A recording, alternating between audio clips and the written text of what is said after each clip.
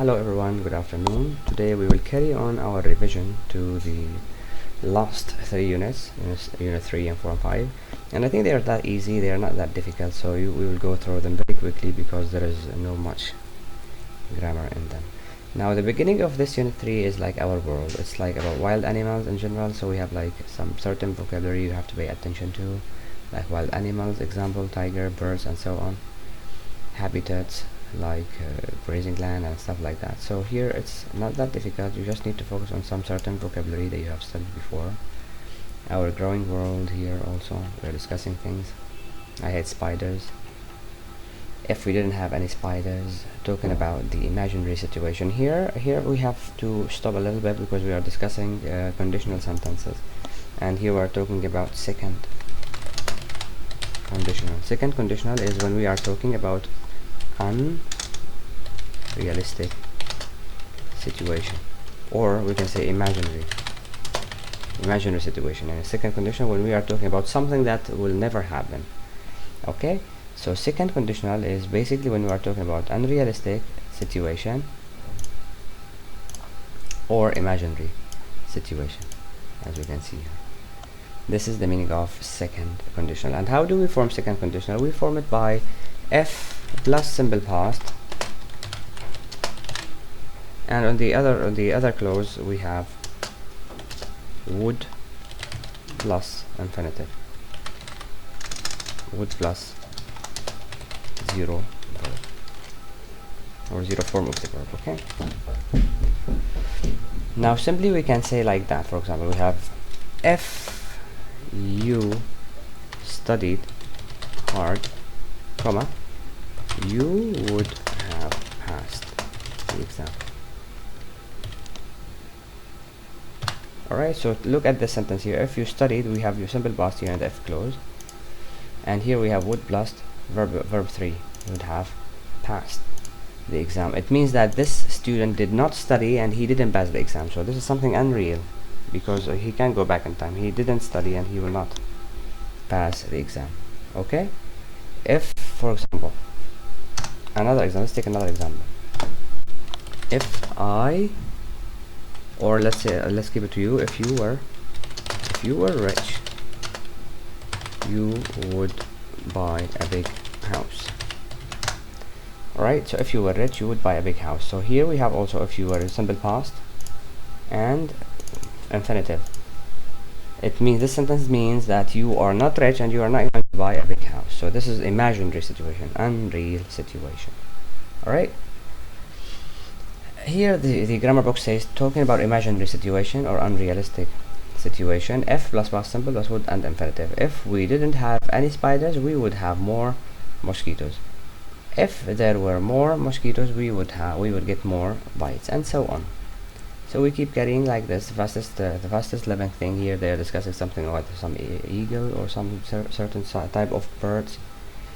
Dive, necessity, government area, environment, and so on. Do you care about wildlife? Wildlife is like the life in the jungles and forests. Some of Iraq's animals, these are like examples of Iraq's animals that live in Iraq, and so on. Life on the marshes also, let's see here, active and passive. Round up farming comparatives and superlative adjectives. Forming comparative and superlative adjectives. Here comparative and superlative is very easy.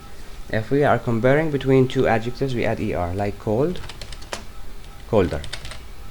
If we are comparing between the best, so we say cold becomes coldest, we add est. So simply we add er to compare two adjectives. We add er, while or whereas when we compare one adjective with many others, we add est. Right, I think you know that even before. It's very clear, er or est.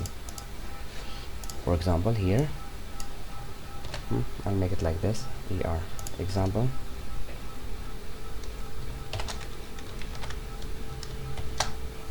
cold, colder. So example, cold, colder. Alright, if we compare let's say like that, to compare one adjective with many other adjectives, we add est. For example, coldest. Okay, it's as simple as that. Sometimes we have adjectives that they have more than one syllable, we add more. Like beautiful, we say more beautiful. And less, to talk about less quantity. This is easy. I'm sure that you have just been through this very well before. Now next we move on. If we move on here, this unit 4, in fact, it's like not that big deal, because it focuses on things that I don't think that are required from you in the exam, like listening. Here you don't have listening activities, so this is about listening. You see 2 pages. Reading, also you have some vocabulary you have to pay attention to in this lesson. Reading, here they are talking about reading tips, how to read a paragraph and stuff. Newspaper and story, let's go on into the roundup. Speaking, also here, let's go into the roundup. Writing, and we see here there's also not even a roundup here, because they are focusing on the 4 skills: listening, speaking, reading, and writing. And you have to do some certain techniques in this unit. Now watching the match here, last unit, we have some certain types of sports here, like badminton, basketball, baseball, football, running, tennis, and table tennis, and so on. And here we have also someone called Nawal Ramzi, talks to the Iraqi Morning News and so on about the story. Narrate a story, how to narrate a story. Read all about it, Iraqi.